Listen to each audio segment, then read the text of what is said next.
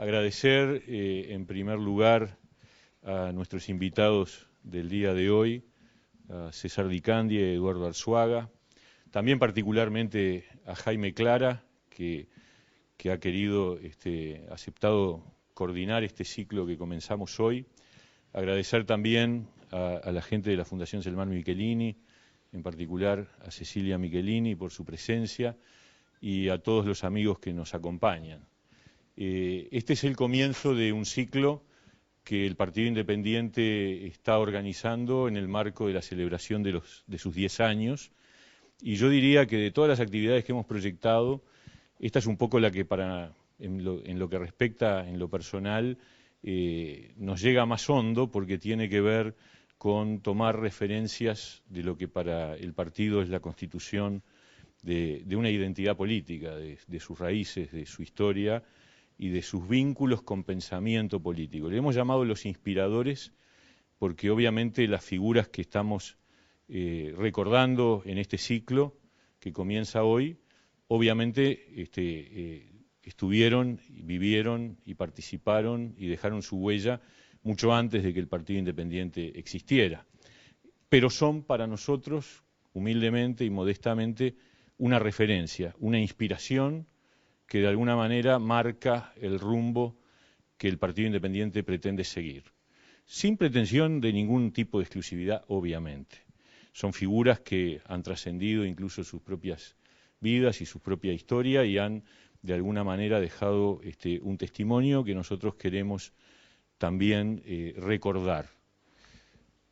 Por lo tanto, hoy comenzamos con la figura de Selmar Michelini, que obviamente es una referencia para el país, para la gente en general y para nosotros como partido en particular, un partido que, como todos saben, se nutre particularmente de gente que viene de dos experiencias históricas, una vinculada al origen de la lista 99, cuyo fundador es Selmar, y otros vinculados a la historia de la democracia cristiana, cuya figura más representativa en el país es Juan Pablo Terra. Y por eso hemos elegido que estas dos figuras sean justamente las dos primeras en recordarse.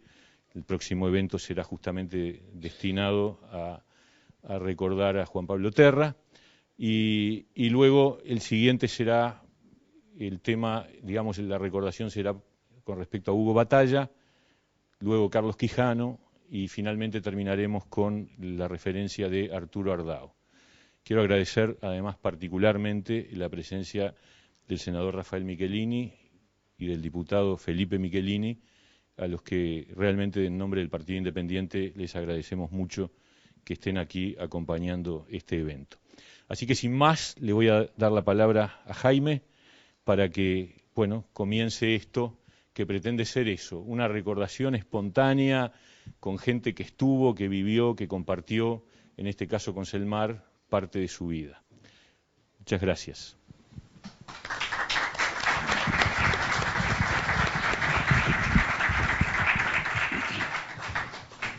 Bueno, buenas noches.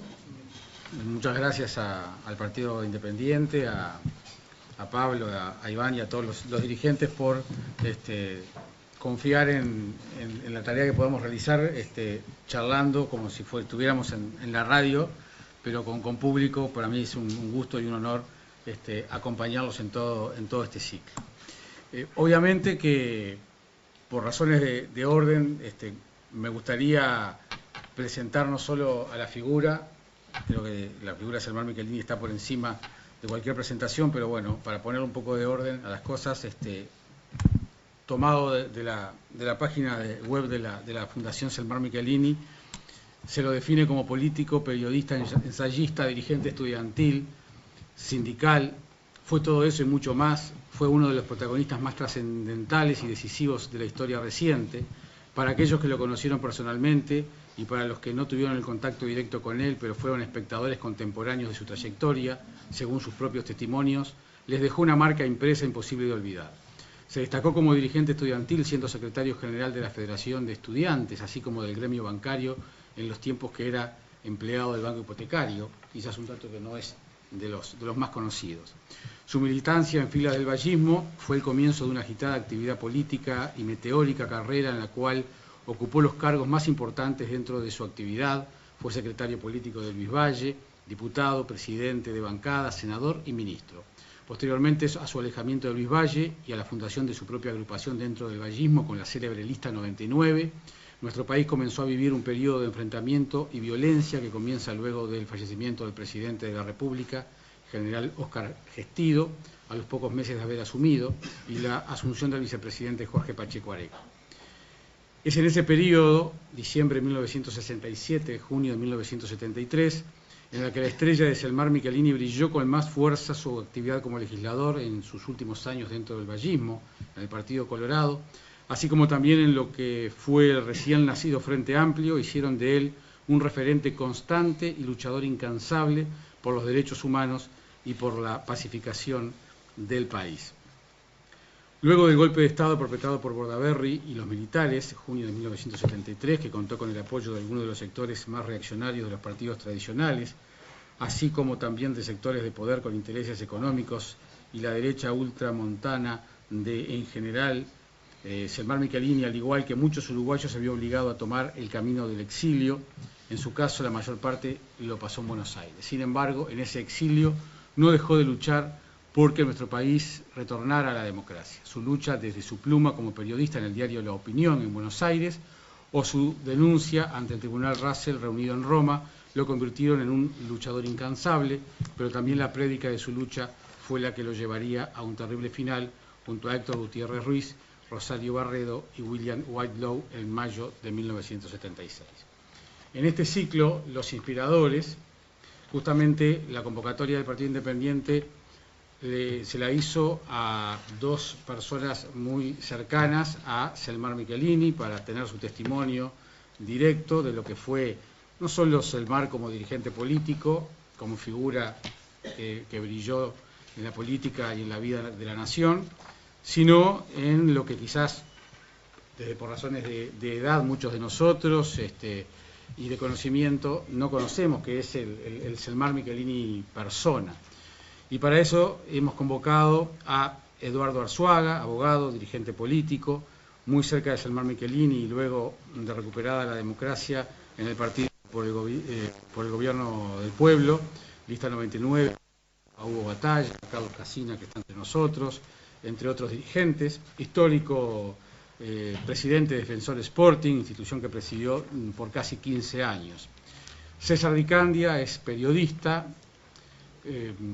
nació en Florida, pero por decisión propia adoptó La Paloma como pago chico en el departamento de Rocha, escritor, ingresó al diario El País en 1954, dirigió la revista humorística Lunes, formó parte de las revistas El Dedo, Guambia, trabajó en Reporter, Hechos, dos publicaciones que tienen mucho que ver con Selmar, La Mañana, con Selmar y Di Candia, ¿no?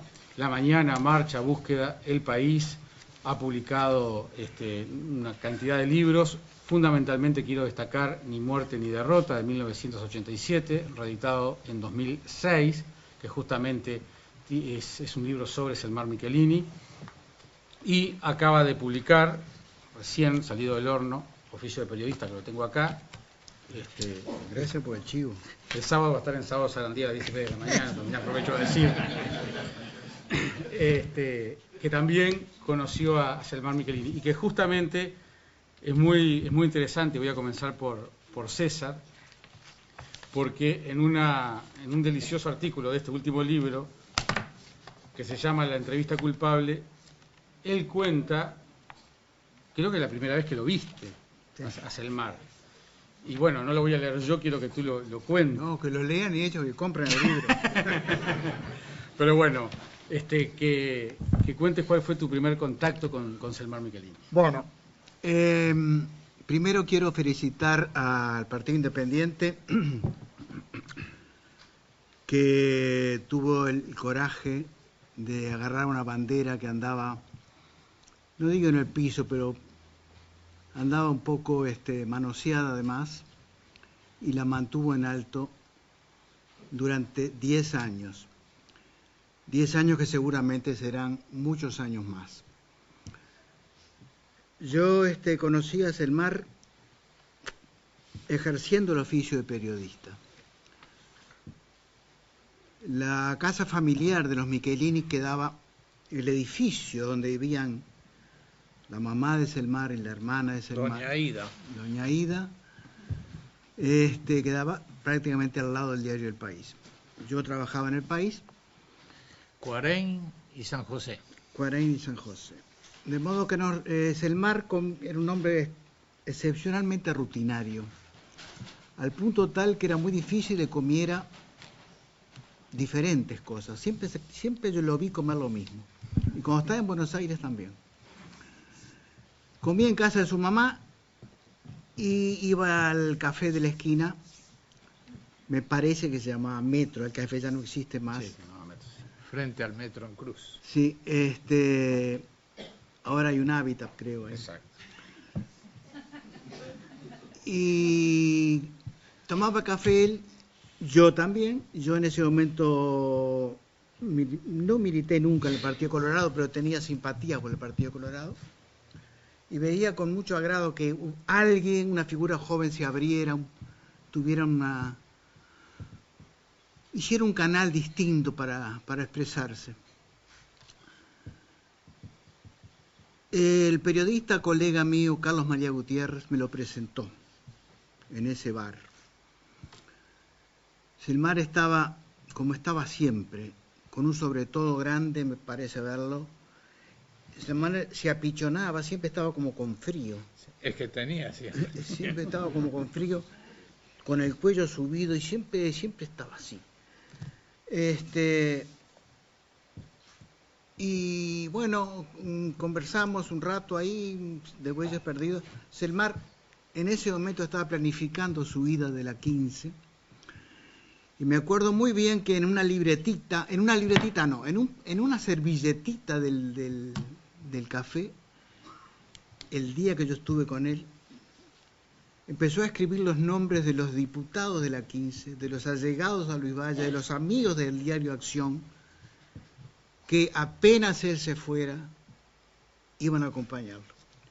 Entonces puso fulano, mengano, sutano, perengano, eran como 8 o 10 nombres. Y me dice, ¿qué te parece? Entonces me acuerdo mi frase porque fue muy drástica, incluso demasiado brusca. Le digo, Selmar, de estas 8 o 10 personas, no se viene ninguna contigo. Todas se quedan al calor del poder. Me miró como diciendo, pero qué atrevido que sos, porque yo era bastante menor, era como 8 años menor que él. El hecho es que de esas 8 personas, ninguna se vino con él. La lista 99 arranca en el año 62 en la orfandad total de dirigentes. Los dirigentes empiezan a crear y a inventar a partir de Selmar, a partir de sus amigos, como Nito Lanza, como Hugo Batalla, como... Lanza viene después, ¿no? Como el amigo Arzuaga. Y bueno, mi amistad ahí se fue consolidando y ahí cometí el pecado que narro en este libro, de haber hecho mi primera y única entrevista a pedido. Porque Selmar me dice, yo quiero quiero apartarme de Luis, pero no quiero que se ofenda. De modo que vamos a hacer un reportaje. Yo en ese momento estaba trabajando en la revista Reporter. Vamos a hacer un reportaje que no hiera, que no lastima a don Luis, pero que diga lo suficiente como para que él se enoje. Era Esos son calculadores. Era bravísimo. Tan bravo fue que el reportaje, ese que lo hicimos prácticamente a medias, lo revisó 25 veces, le cortaba cosas, le agregaba cosas, hasta que al final salió tal cual él quería que saliera, en la revista Reporter, con una foto de él en la tapa. Consecuencia fácil de prever, Luis Valle se enojó.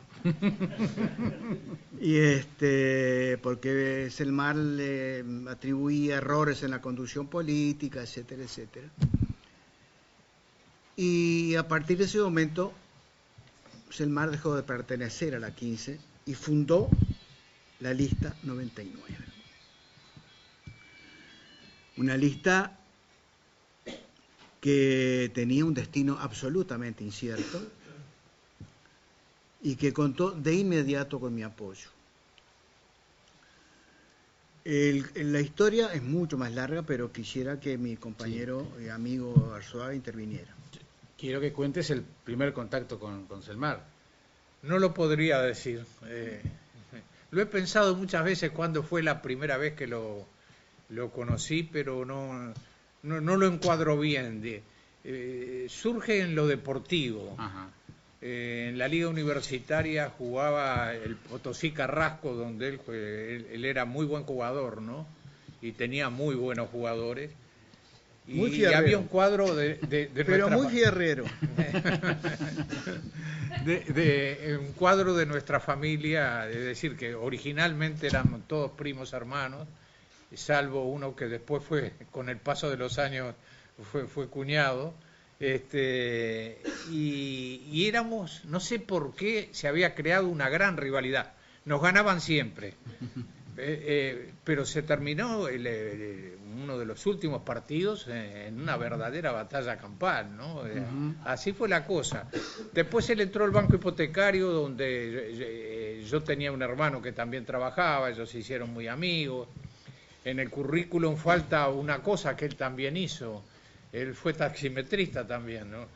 Tenía taxímetros con los que también trabajaba. Allí su primer jefe fue Arquímedes Rondini, que era un hombre sin hijos y que para él Selmar fue como un hijo y que lo acompañó. ¿Puedo hacer una pequeña interrupción? Sí, cómo no. Cuando tenía taxímetros, que tenía más de uno con Pedro. Sí, con Pedro. Un día hubo una huelga de taximetristas y ellos dos, que eran patrones, se pusieron en la posición de los huelguistas. Y desde ese momento tuvo problemas con los otros patrones de taxímetro. Y hablando de eso como cuento de lo de taxímetro, siendo senador, un día llegó y nos dice, sí, tengo cara de taximetrista, ¿no? ¿Y por qué? Le decimos. Y dice, no, porque paró el tráfico y de pronto me abren la puerta de atrás una señora y la hija, se me meten adentro y me dicen, vamos a tal calle.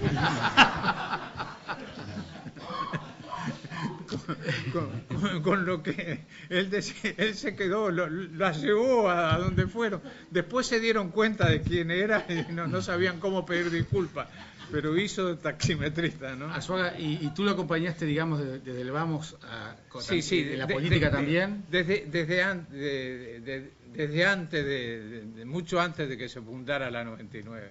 Apenas, es decir, en el año 58 ya un poco se veía la división. Selmar en el año 50, él entró como diputado en el año 54, en el 58 fue secretario, fue el primer cabeza de diputado. Y sin embargo, al frente de la organización de Montevideo, él iba como primer diputado de Montevideo, fue Jorge Valle el primero. El que, digo, no el primero, el que se hizo cargo de la organización de Montevideo. Y en cambio a él lo nombraron como secretario nacional para alejarlo un poco de esa popularidad cada día más creciente. Y sucedió al revés. Es decir, en vez de ser una figura departamental, eso le permitió tener un contacto permanente con todas las figuras del interior, ¿no? Es decir, con lo que ahí ya agarró una cuestión. Y él, después de la derrota del 58, empezó un poco lo que contaba de César, en el sentido de que él lo que le decía, y que le dijo a Luis Valle, y lo dijo en lo de reporte, que se había perdido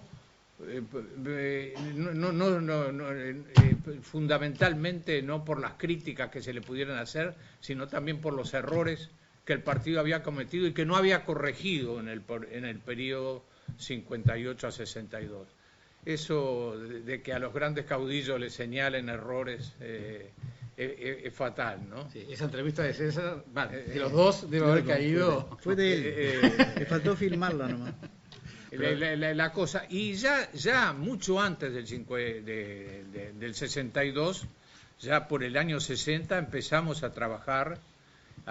Hubo un ingeniero que ahora no me acuerdo, que nos cedió una casa en la calle Sierra, ahora Fernández Crespo, sí, al lado de la estación de servicio, muy linda, y ahí nos reuníamos sin ningún cartel, sin nada, clandestinamente, digamos, un grupo de allegados trabajando la cosa.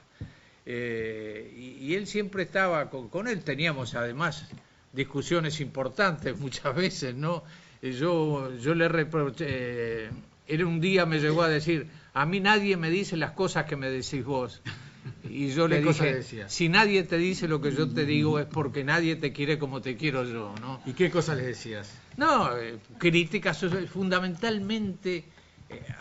De pronto estábamos en una cosa importante como la formación de un grupo y él se desperdigaba por después.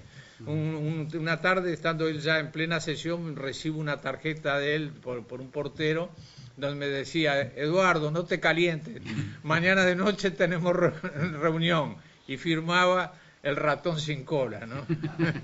él era así, ¿no? La lista de diputados se hizo en tu casa, ¿no? No, en mi casa se hizo la lista del 70 y cuando volvió la democracia. El 84. Pero digamos, pero eso que decía César para formar la lista, y entonces entre las otras cosas que yo le decía, yo a veces un día le había reprochado de que él siempre dejaba a los amigos, sobre todo referido a otro amigo en particular, lo dejaba un poco para atrás sabiendo que la amistad iba a prevalecer, ¿no? sobre las cosas. Y entonces un día él me manda a preguntar, él quería llevar en la lista Batalla, ya se le había ofrecido, quería llevar un abogado en segundo lugar y un médico en tercer lugar, ¿no? Y entonces me manda a preguntar por mi hermano mayor, que era médico, por determinado médico. Y mi hermano le dice que no, me manda a decirle que no lo veía como para político, que era una gran persona, que no lo veía como político, y ¿por qué no Lanza? Y él se quedó así, no me contestó.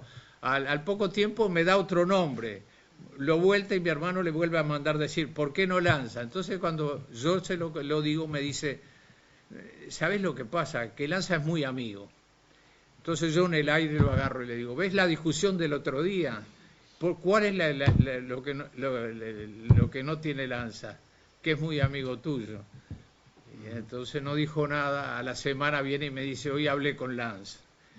Nunca en mi vida me he arrepentido tanto, ¿no? Porque después yo firmé con él, yo como presidente de turno, la carta contestándole a él cuando nos dejaba para asumir un cargo con Gestido. El día que Gestido ganó, desde el balcón nosotros teníamos la sede en Rondó y Colonia, y había una sede de Gestido donde estaban los senadores de Segovia y varios más. Y mirando en el balcón el festejo de ellos, empiezan a decir: bueno, ¿y qué pasa si sucede esto y lo otro? Y a alguien se le ocurrió decir: ¿y si se muere Gestido? Y agarra a Pacheco, y entonces dice: hay que irse del país, dijo Lanza. A los meses estaba trabajando con Pacheco, ¿no? Ahora, antes de eso, también siempre se dijo la posibilidad de que él hubiera sido el compañero de fórmula de Gestido, ¿no? No, sí. Y él lo sintió mucho. Gestido, en el proceso ese, creo que hubo varios compañeros, proyectos de compañeros de fórmula. Uno de ellos fue Selmar. 6 creo que hubo. En este librito creo que está. Pero Selmar cometió el error garrafal de mandar a negociar con Gestido a 2 personas que eran todo menos, ¿cómo voy a definir? Sin herir susceptibilidad. Uno de ellos era Lanza. El otro era un señor que no quiero nombrar porque ya está muerto, que era infinitamente antipático, duro, duro en cuanto, no solamente en el trato, sino en cuanto a sus planteos ideológicos. Y Lanza también. Lanza, antes de decidirse Nos pasar daba clase de moral. nos daba clases de moral política, y pobre de aquel que se apartara, que tomara un café con alguien del pachequismo. Nada, por favor. Entonces fueron ellos dos, y el error fue la designación de esas 2 personas. ¿Los designaba Selmar directamente? Supongo que sí. Sí, pero a eso hay que agregarle que después se reunió el comité ejecutivo, Sí, claro. donde esas personas se incluyeron. Selmar tuvo una desilusión muy... Selmar quería el arreglo, ¿no? Sí, Yo incluso quería. en esa comisión recordé un dicho que se le atribuye a Lincoln. Que dicen que en un momento Lincoln, en una reunión que se vota, dice, bueno, la votación es 11-1, pero hay un problema, señores. Y le preguntan, ¿y cuál es el problema? Que el 1 soy yo. Y yo le decía a Selmar, pero ¿qué tenés que consultar? Resolvé vos. ¿Qué fue lo que falló? Yo eso coincide con una reunión que tuve con Selmar en el diario Hechos, enseguidita de esa elección. Que votamos muy mal, además, porque Pero es que era inevitable que se votó, votara mal. además, la reforma constitucional anticolegialista. Claro.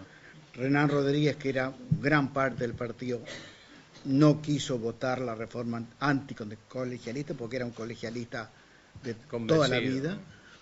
Se apartó con su gente, quedó el partido dividido en 2. Votó muy mal, y un par de noches después de esa elección, yo tuve una reunión con Selmar a solas en el diario Hechos, era tarde, muy tarde de la noche ya, y me dijo algunas cosas que yo tuve en secreto durante muchos años, hasta que al final las dije de ya porque no tenían que saberse. Me dijo, ¿te das cuenta, César, que del Comité Ejecutivo Nacional, ¿cuánto? Eran como 20, ¿no? Sí, era grande, no me acuerdo 20 el número. y pico. El único que tengo votos soy yo, me dijo. ¿No? Y los 21, ninguno tiene votos. Por eso yo decía... Entonces todos deciden mi futuro político sin tener votos. Yo debía ser el vicepresidente de la República. ¿Por qué fracasó la negociación esa? No sé, yo no estuve y creo que fue por poca habilidad de los dialéctica. negociantes. Creo que hubo mucha intransigencia porque Gestido era muy amigo de los senadores, lo que llamaban el grupo de los senadores. Y entonces en la clase de moral que nos daban decíamos que nosotros no podíamos votar junto con ese grupo. Con los senadores, por favor. Y después me agregó una cosa que hasta ahora me quedó en la cabeza, me dijo, yo no sé mandar, me dijo. No soy caudillo, yo no soy caudillo. ¿Cuánta razón tenía Luis Valle cuando decía algo y si alguien se oponía era su voluntad? Pero yo no lo sé hacer eso. 21 personas votaron que no y yo voté que sí. No, 20 Los votos votaron que no. O 20. O 18, no me acuerdo el número, ¿no? Digo, voy a hacer... El que llevaba los votos era yo. Digo, voy a ser poco original. Una frase que hemos escuchado hasta el hartazgo. Qué distinto hubiera sido la historia de este país si Selmar hubiera sido mi compañero de fórmula. Sí, ¿no? Falta saber lo que decía. Por supuesto que hubiera sido totalmente distinta, ¿no? Su éxito como presidente, con el inmenso cariño que yo tenía por él, para mí era otro hermano. Sin embargo, no sé si ese carácter tan noble, tan bueno, esto que ha sucedido ahora con Quijano, ¿cómo se llama? Con Lescano. Él una decisión de esa sería imposible. Sacar a un ministro para él hubiera sido terrible, ¿no? Era muy blando, ¿no? Entonces, bueno, pero justamente me sorprendió porque, claro, nosotros hoy tenemos una visión de Michelini que, bueno, ha sido moldeada por la historia y entonces quizás depositamos en la figura de Michelini una cantidad de cosas. Pero esto que tú acabas de decir, que no se sentía líder y sin capacidad de mando, es que no era tan así. La prueba de que no tenía capacidad de mando fue esa. Él debía haber dicho, no, ustedes no quieren, pero yo sí. Es que no, sin consulta, porque la oferta había sido a él, no había sido al grupo. Él era un hombre de un corazón. Más era un tipo que estaba muy vinculado a grupos militares, vinculado por amistades personales. Y tenía un primo hermano que él conocía mucho, el coronel Michelini, que también influía. Es decir, él tenía una debilidad, digamos, por los militares. En el presupuesto siempre los defendía, por eso todavía es más injusto las cosas. Además, en nombre de paz. Tenía amistad con grupos del MLN. Y tenía amistad con militares. Era un individuo que podía haber negociado perfectamente sin que el país hubiera llegado a la catástrofe que llegó. ¿Entendés? Bueno, porque lo querían todos desde el mando. ¿Y después de esas elecciones, cómo fue? Él lo sintió mucho porque, después de esas elecciones sucede lo del frente, ¿no? Claro. Empieza a trabajarse lo del frente. Que César alguna vez me dijo, ¿el Frente le ha hecho algún homenaje a Selmar? Me dijo, porque yo no podría votar mientras el gran homenaje, ¿no? Yo soy, hoy al empezar, César decía un poco que tenía que agradecer al Partido Independiente de su cosa. Yo lo que tengo que agradecer desde siempre, yo he pensado que en este país nosotros agarramos a las grandes figuras que ha tenido, o a las figuras importantes, trascendentes, hombres de su tiempo, donde supieron trascender, y las han achicado, digo yo, porque las han tomado como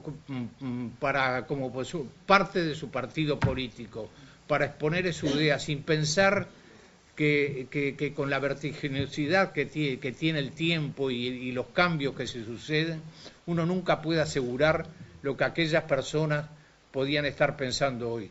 Ellos fueron hombres, digo a título de ejemplo, don Pepe, Herrera, Sereñi, Selmar,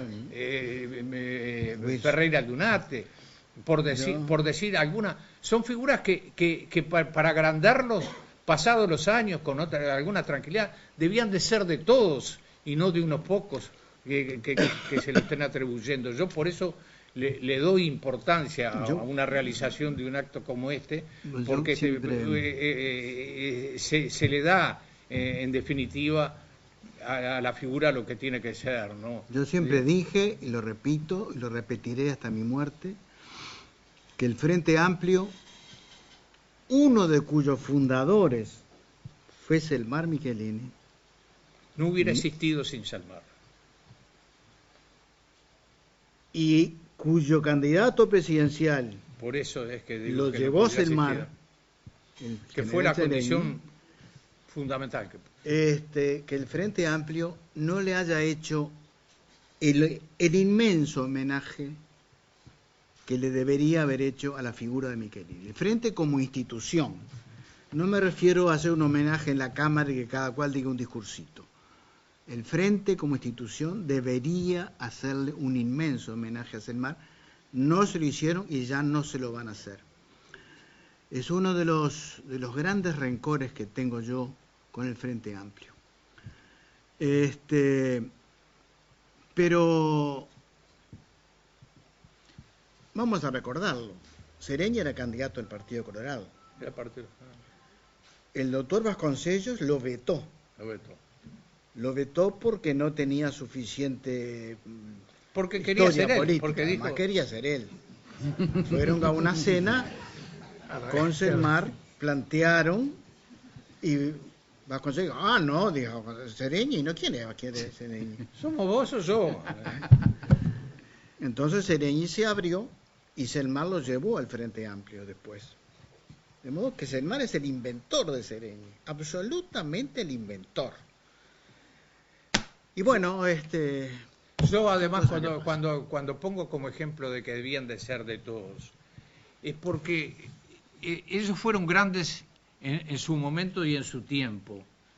Y la gente sigue atribuyéndole a cada uno de ellos que hoy pensarían como ellos piensan. Que las cosas que van sucediendo ellos se hubieran amoldado y seguirían con sus ideas. Yo no sé, es posible, pero yo no sería tan tajante en esas cosas. Y yo siempre me gusta poner un ejemplo que es el de Ferreira Aldunate. Si Ferreira Aldunate hubiera muerto 6 meses antes de que se planteara lo de la ley de caducidad, hoy no habría ninguna persona en este país que no estuviera pensando que Ferreira Aldunate hubiera votado contra la ley de caducidad. Por eso yo digo que yo no puedo hoy atribuir un pensamiento a una persona que ya no está, que estuvo en su tiempo, que fue trascendente, pero que también puede haber cambiado, ¿no? A lo mejor no, pero no lo sabemos, ¿no? Es verdad. Quiero hacer una pausa en el tema de la política porque Selmar era padre de una familia numerosa. Tenemos acá a sus hijos, algunos de sus hijos. ¿Cómo era Eso por cobrar la asignación familiar. ¿Qué pasa con el Selmar que no conocemos tanto, el fuera de la política? Ustedes tenían contacto con él. Era un hombre, vivía, tenía sus hijos, a pesar de que eran 10, permanentemente su preocupación. Lo que más sufrió Selmar justamente en Buenos Aires fue ese alejamiento de sus hijos, por más que lo visitaban, miro a Rafael y que los visitaban con continuidad. Marquín. En el momento de su muerte estaba junto a él Luis Pedro y el Chicho, es decir, allí, ¿no? Y entre las cosas que cuentan, él sería tan de hombre de paz que en un momento que a ellos lo pusieron, los taparon, no lo dejaban ver, pero oyeron que decían entre ellos, pero no hay armas acá, ¿no? Estaban convencidos que tenía que ser. Lo que no pudieron fue robarle el poco dinero que tenía, porque Selmar tenía una costumbre, la escondía dentro de las medias. Lo que tenía, y eso no lo encontraron. Eran todos muy chicos. Yo, del que tengo más presente la edad, lo voy a hacer público, a lo mejor ya tiene sus cosquillas Rafael y no quiere que se diga. Pero Rafael nació Rafael Eugenio. Nació en el año 58, en el noviembre, sos de noviembre, ¿no? De octubre. Bueno, por ahí era muy cerca de las elecciones del 58. Me acuerdo cuando vino, en aquella época no se sabía lo que iba a hacer. Y cuando le puso Eugenio, junto con nosotros trabajaba ahí el 18 de julio 2020, uno que siempre un poco le hacíamos muchas bromas, y le decía, y entonces todos le decíamos, sobre todo Coitiño, que fue toda una figura, le decía, le puso Eugenio por vos, te felicito. y lo creía, ¿no? Es decir, la diferencia, además de que recién se hablaba, eso me trae a cuento el modo de ser, la nobleza de Selmar.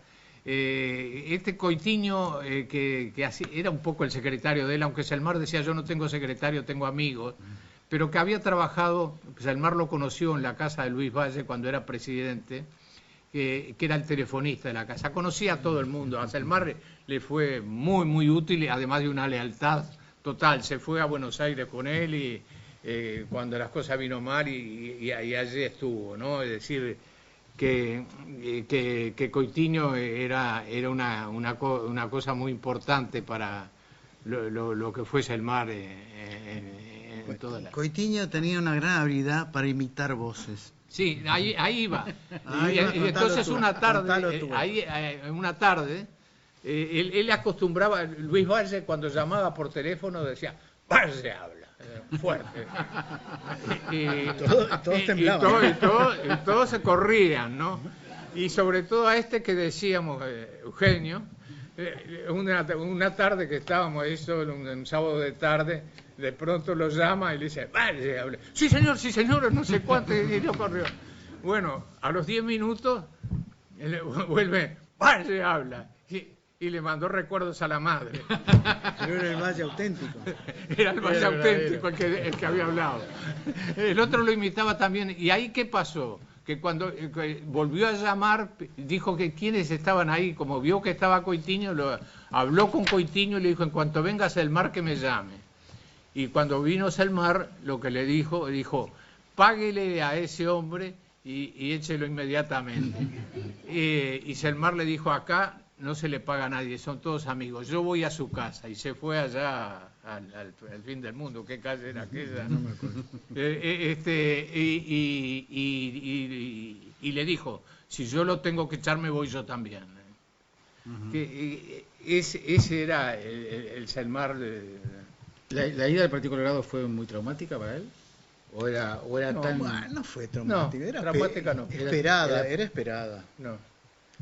Era esperada. Traumática de haber sido para Luis Valle. Yo conocí mucho y conozco la familia Valle, porque en La Paloma la casa de ellos está muy cerquita de la mía, de modo que en la playa estábamos siempre juntos. Y la señora, la mamá de Jorge, la viuda de Luis, Doña Matilde. doña Matilde,